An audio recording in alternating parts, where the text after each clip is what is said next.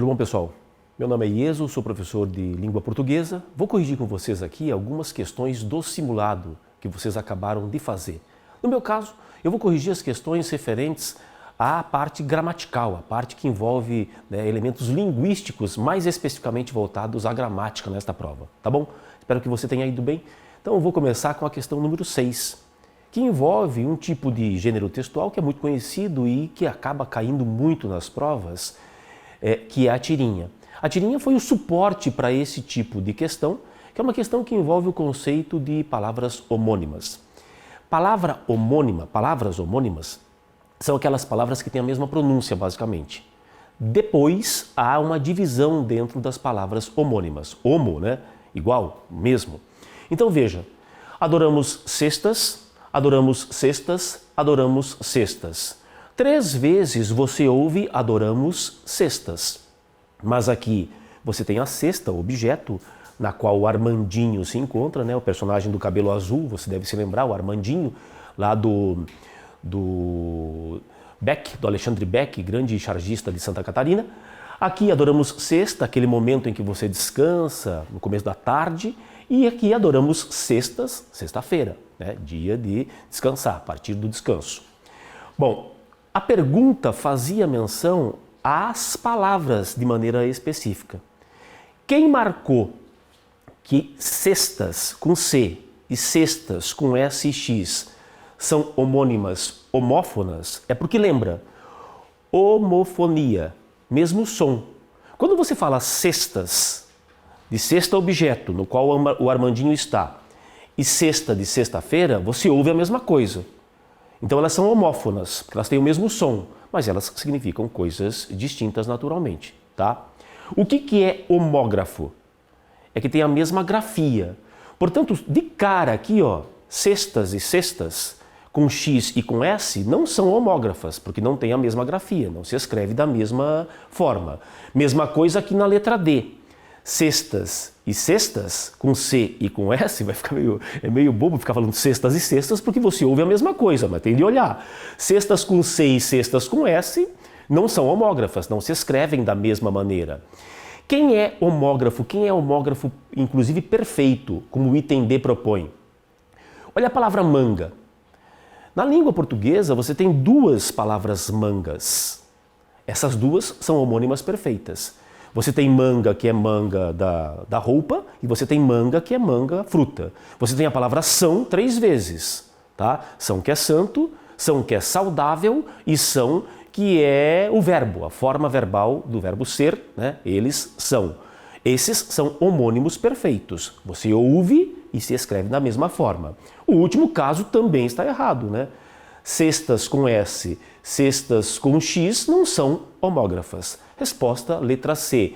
Homofonia, mesmo som. Tudo bem?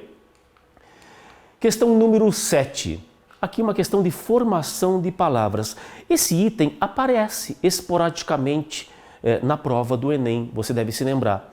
Formação de palavra, a maneira como as palavras se compõem, os morfemas componentes da palavra. No caso, a palavra aqui é audiovisual. Havia o trechinho e ele pergunta como se formou a palavra audiovisual. Então você tem que levar em conta o seguinte: existem palavras que se formam a partir de uma base, de um radical, de uma raiz. Então quando eu digo, por exemplo, escolar, eu tenho uma base só, escola, que deu escolar. Quando eu digo histórico, eu tenho uma base só. De história, eu tenho histórico. Pré-histórico, eu tenho uma base só. Eu tenho história e aí eu crio pré-história, tá bom? Agora, quando eu tenho, por exemplo, escola de samba, eu tenho 2 bases, escola e samba. Quando eu digo samba enredo tem 2 bases. Quando eu digo perna longa, eu tenho 2 bases, perna longa. Quando eu digo pernilongo, eu tenho 2 bases, que é a mesma base de perna longa, né? Só que aí a gente produz de uma forma diferente. Pernilongo, 2 bases. Audiovisual, você já viu, tem 2 bases. Você tem áudio e tem visual. Portanto, eu já sei que é um caso de justaposição. Por quê? Porque você justapôs, colocou um ao lado do outro, sem ferir ninguém. Quando você diz passatempo, você tem uma posição justa. Base passa e base tempo. Quando você diz, como eu falei, né, escola de samba, você tem uma justa posição. Ninguém fere ninguém. Você encosta as palavras e elas criam uma outra palavra, uma palavra nova. Ferro velho é uma justa posição. Não que signifique um ferro envelhecido, mas um estabelecimento qualquer, tá claro? Então, ferro velho é uma justa posição. Nesse caso audiovisual, eu só encostei as duas bases, áudio e visual, de modo que eu tenho uma justa posição, sem hífen. Tudo bem? Aglutinação, todos os casos aqui, eles começam corretamente, A, B, C e D, porque realmente é justa posição, tá? Aí, a B, a C e a D erram na explicaçãozinha. A letra E, propõe a aglutinação. Aglutinação é pernilongo. Ó, uma boa pista para você guardar. Perna longa é justa posição. Você junta perna e longa. Pernilongo, que é a mesma coisa, é aglutinação. Pernilongo significa perna longa. Você junta as duas palavras e ao juntar, elas se fundem e você muda a grafia e a sonoridade das palavras. O que é petróleo? É pedra-óleo, é uma aglutinação. O que é lobisomem? É lobo-homem, isso é uma aglutinação, tá? Agora, mula sem cabeça não, né? É justa posição. Mula sem cabeça. Você juntou as palavras, ninguém feriu ninguém. Beija-flor é um nome por justa posição. Você junta as duas palavras, ninguém fere ninguém. Legal? Formação de palavras na questão 7, portanto. Aí a gente passa para a questão 8, e a questão 8 vai buscar ali o verso da Legião Urbana e vai pedir que você identifique o tipo de relação que existia em como se não houvesse amanhã. Quando ele diz é preciso amar as pessoas como se não houvesse amanhã, ele está dando uma ideia de comparação num primeiro momento. Então ele compara aqui, ó, ame dessa forma. Aí, depois da comparação vem o se não houvesse amanhã. E aí entra uma nova ideia, que é a ideia que ele queria saber. Considere apenas o trecho se não houvesse amanhã. É possível afirmar que o termo se não poderia ser substituído por qual expressão? Aqui, a bem da verdade, a gente tem um pequeno exercício de coesão envolvendo a noção lexical, os conectores. Saber e perceber o que caberia na possibilidade que a gente tem, várias, né, na língua, de trocar um termo por outro. Então esse, se não houvesse amanhã, poderia ser trocado, lembre-se, o se é uma conjunção condicional. O se estabelece condição. Então, ó, se você quiser, você consegue. Caso você queira, você consegue. Se você for, eu vou. Contanto que você vá, caso você vá, eu vou. Quando você tem o se não houvesse amanhã, o que a gente traduz aqui, ó, é caso não houvesse amanhã. É preciso amar as pessoas, é preciso que se ame as pessoas, como caso não houvesse, colocando a possibilidade de não haver amanhã. Portanto, ame imensamente e rapidamente as pessoas. Do contrário é oposição, assim como porém é oposição. Não tem sentido. A não ser lembra uma condição, mas não cabe aqui, não funciona dentro do contexto. Mas também é soma. E aí não teria sentido algum a ideia de soma. O que ele está propondo depois da comparação com o como é a condição, tá? Ame como caso não houvesse amanhã. Beleza? Na questão 10, nós temos aí a questão envolvendo a noção de verbos e do particípio, do uso do particípio. Você sabe, particípio é uma das formas nominais do texto, do verbo. São 3 as formas nominais. O infinitivo, que é o nome do verbo, amar, o gerúndio, amando, que indica a ação em processo, e o particípio, amado, por exemplo. Aqui o trechinho traz havia imprimido. E aí ele vai fazer considerações sobre o uso dessa forma no particípio, em havia imprimido. A questão é saber, foi usado de forma adequada ou não a construção havia imprimido? Então a gente precisa ter a noção do chamado particípio regular ou particípio irregular. O particípio regular dos verbos, o comum, é aquele particípio terminado em ado, ido. Por exemplo, vencido, perdido, aprovado, falado. Terminou em ado, ido, é o regular, é o comum. Acontece que alguns verbos têm particípios que são abundantes, mais de uma forma. Então você tem, por exemplo, aceito, que é uma forma nova, e aceitado. Essa forma mais reduzida, essa forma diferente do ado e do ido, é o chamado particípio irregular. Então você tem aceitado e aceito. Você tem, por exemplo, imprimido e impresso. Beleza? Você vai ter aqui, ó, havia imprimido. Quando ele propõe havia imprimido, ele está usando o particípio que é regular, porque existe impresso, tudo bem? Ó, você tem morrido e tem morto. Você tem matado e tem morto também, tudo bem? Ele usou o regular. Então, a gente já vai procurar aqui as alternativas que vão falar do particípio regular, forma regular. E aí tem uma deixa para você. Veja, você diz assim, ele foi morto e ele havia morrido, tá? Ó, ele havia morrido e ele foi morto. Com o que eu quero lembrar o seguinte, todas as vezes que você tiver o verbo haver e ter, você vai usar sempre o particípio regular. Os verbos haver e ter pedem que você use a terminação ado e ido. Então, ele tinha saído, ele havia saído, não é assim? Ele tinha vencido, tudo bem? Ele havia morrido, ele tinha matado. Ado e ido para o ter e o haver. Quando você for usar o particípio irregular, aí você vai usar com os verbos ser e estar. Você não vai falar ele está morrido, mas ele está morto. Você vai usar ele foi morto, tudo bem? Ele estava morto.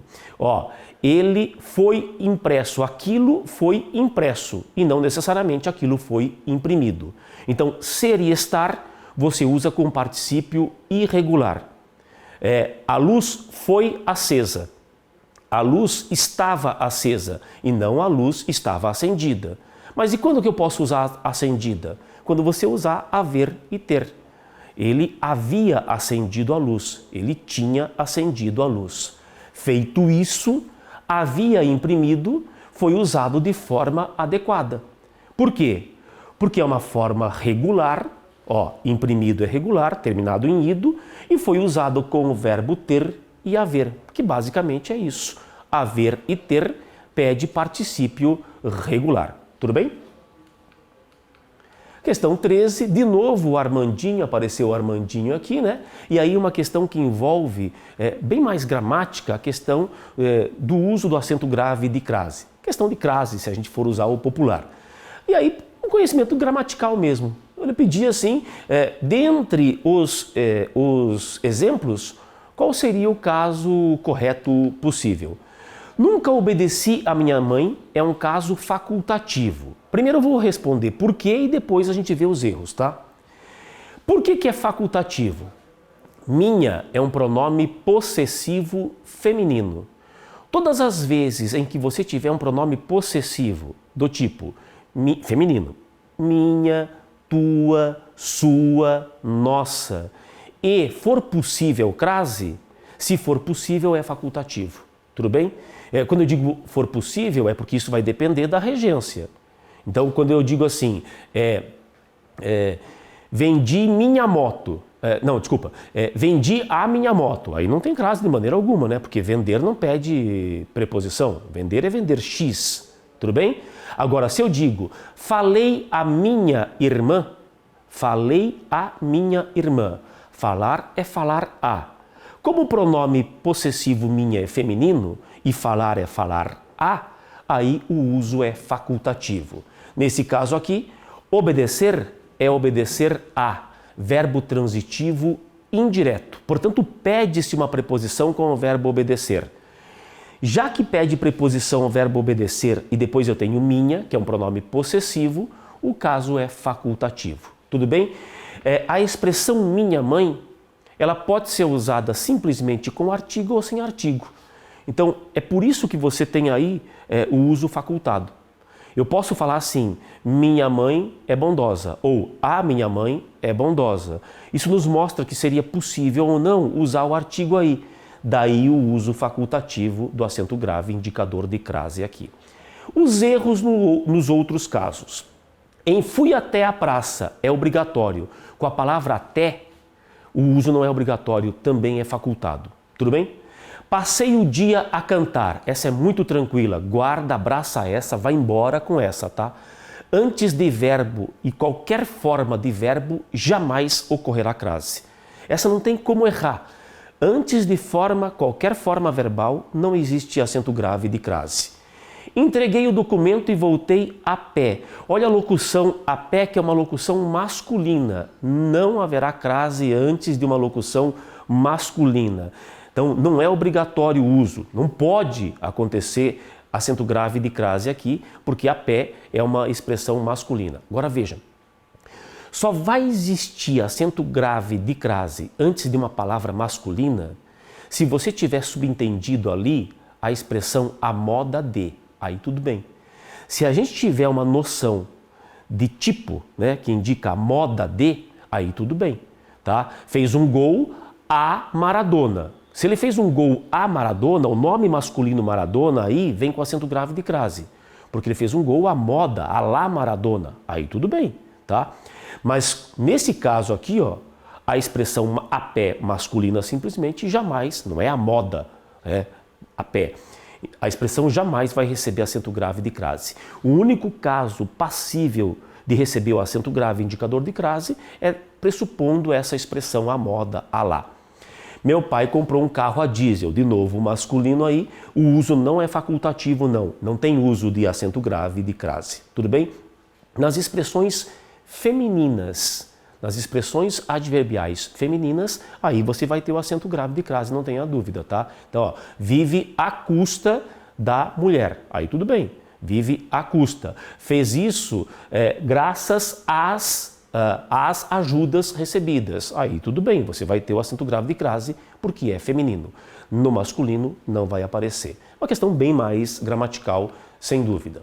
A questão 14 era uma questão sobre a chamada transitividade verbal. Dentre as divisões que você tem do verbo regular, verbo irregular, defectivo, né, quando o verbo não tem uma conjugação, verbo abundante, como a gente viu agora há pouco no particípio, tudo isso é uma divisão na morfologia. Quando você fala em verbo transitivo, verbo intransitivo, você está pensando na relação sintática do verbo com os seus possíveis complementos, se o verbo tem ou não tem complemento. Falou transitivo, é porque o verbo tem um objeto. Um verbo transitivo é aquele cuja noção transita para alguém, tá bom? Então, o que ele vai pedir aqui, ó, dentre as frases, é em qual delas o verbo é transitivo direto e indireto, ou seja, em qual delas o verbo vai ter um objeto direto e depois um objeto indireto. Ele vai ter um paciente e depois um complemento que tem preposição. Só para poder fazer aqui a divisão primeira dos verbos que tem essa noção. Olha, você tem um verbo transitivo quando há um objeto. Verbo intransitivo é porque você não encontra o objeto na frase. Verbo de ligação é aquele verbo que não indica propriamente uma ação, mas indica um estado. São os verbos que a gente aprende lá no 5º ano. Ser, estar, parecer, permanecer, ficar, porque são verbos que estabelecem relação, ligação, né, entre um adjetivo e o seu sujeito, tá bom? A frase que continha, a alternativa que continha verbo transitivo direto e indireto é essa aqui. Lenita pediu demissão ao chefe. Vamos entender. Lenita pediu, e pedir aí é pedir X a Y. Ela pediu demissão, objeto direto, para o chefe, ao chefe, a Y, objeto indireto. O objeto indireto, nesse caso aqui, você consegue trocar por lhe. Ó, Lenita lhe pediu demissão a ele, ao chefe. O objeto direto, você sempre consegue trocar por o ou a pronomes. Lenita pediu-a ao chefe, tá? Então guarda isso, ó. Objeto direto, você consegue trocar pelos pronomes o, a. Eventualmente no, na, lá. Isso é objeto direto. Objeto indireto, como esse aqui, destinatário, você troca por lhe. Pediu-lhe, pediu a ele demissão. Os outros verbos, como se comportariam? Em a mãe estava furiosa e castigou os filhos, você tem duas formas verbais aqui, né? E dois verbos diferentes. Esse estava é um verbo de ligação. Ó, ligou furiosa, adjetivo, até mãe. Castigou é um verbo transitivo direto. Castigar é castigar X. No caso aqui, castigou os filhos. Então, os filhos é o objeto direto. Quer ver? Castigou-os. O objeto direto você troca pelo pronome o, né? Castigou-os. B. As crianças brincavam na rua ao entardecer. Esse é um verbo intransitivo, porque na rua não indica o paciente, não indica quem sofreu a ação. As crianças estavam brincando.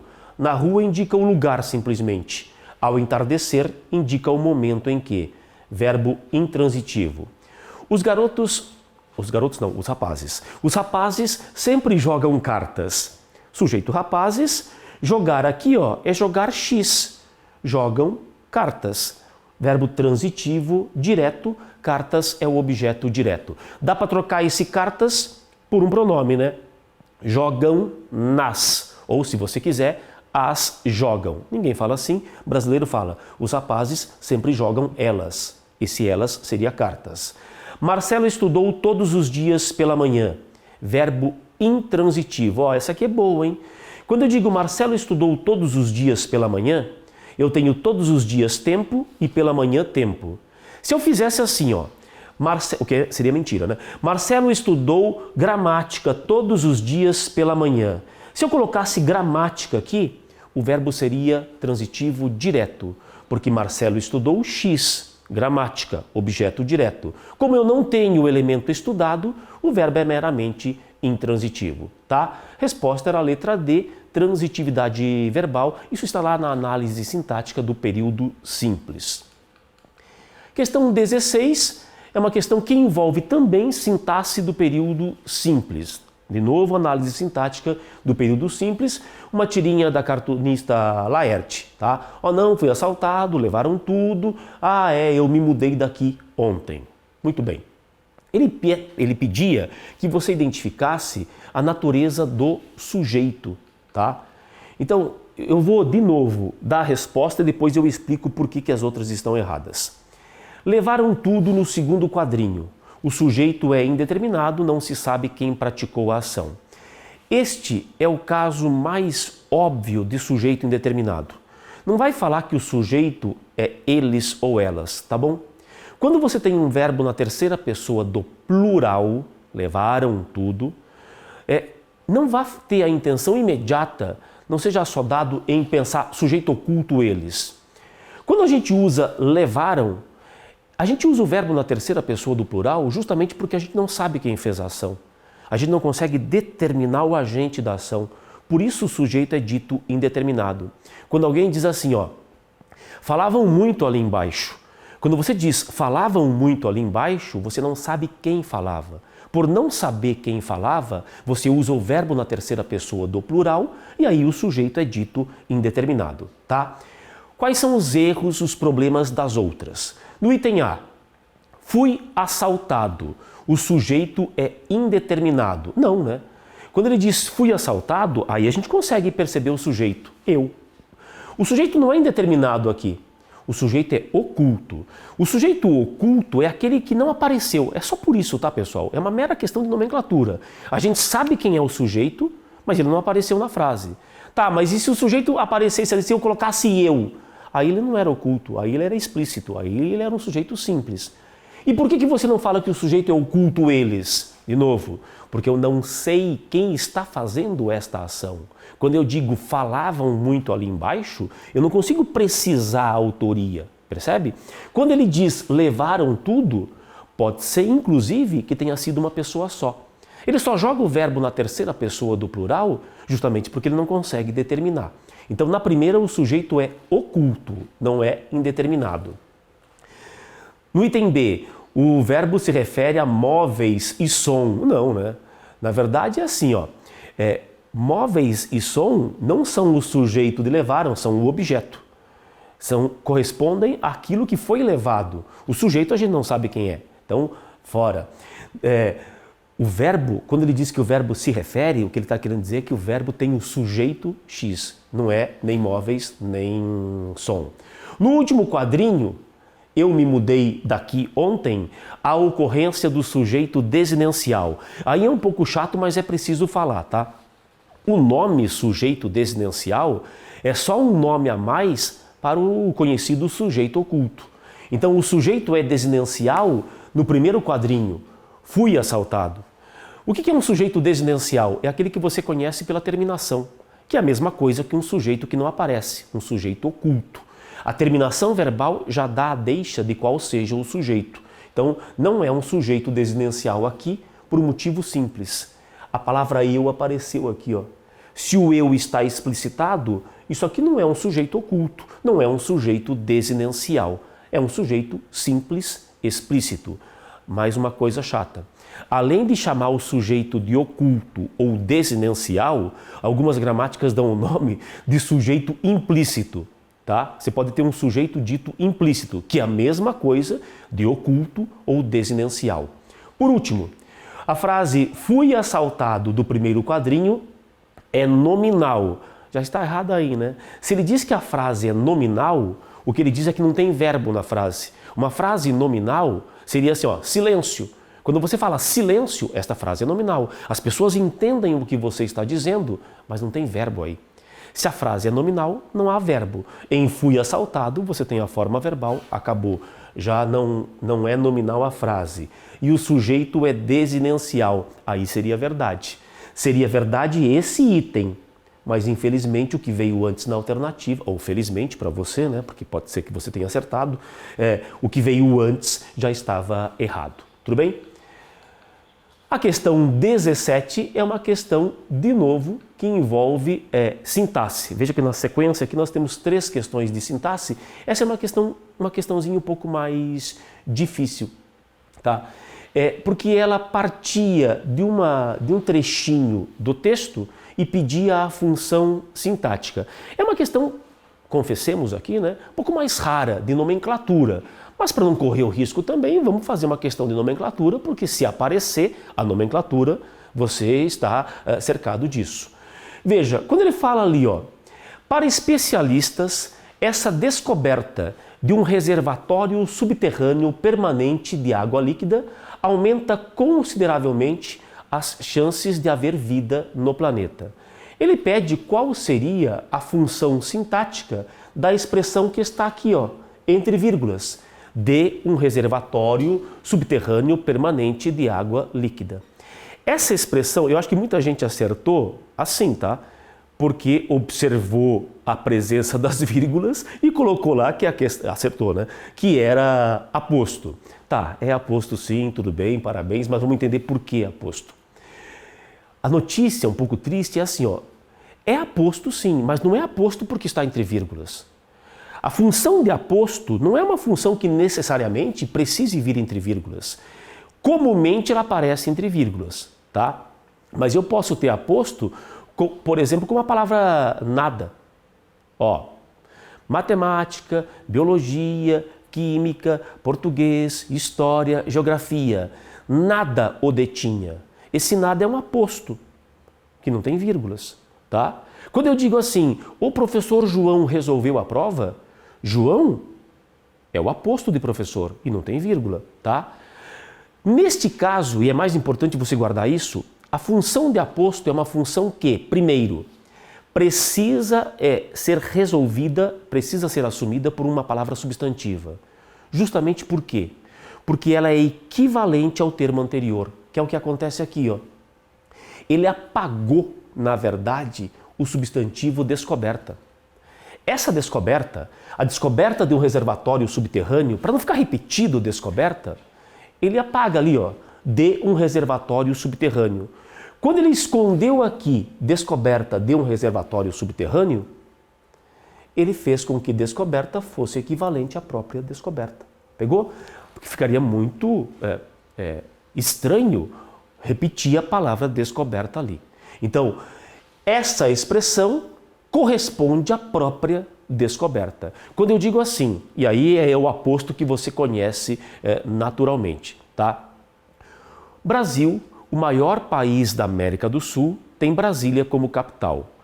O maior país da América do Sul é o próprio Brasil. É por isso que é um aposto, porque o aposto é uma função sintática que, do ponto de vista do sentido, é justamente equivalente ao termo que lhe é anterior. Beleza? Resposta era aposto, então. Questão 19 é uma questão que, para fechar aqui o nosso bloco de aulas, é uma questão que envolve a interpretação de texto e é uma questão muito mais literal também, né? Veja, ele dá conta dos resultados, desculpa, dos resultados não, da diferença da percepção entre aquilo que é a norma gramatical e aquilo que se usa de um modo coloquial, aquilo que está sendo usado de fato. E aí ele diz assim, ó, seria importante na escola que se conhecessem as duas, tanto aquela que é proposta pela escola, como aquela que é a que existe de verdade aí fora, o modo como as pessoas falam.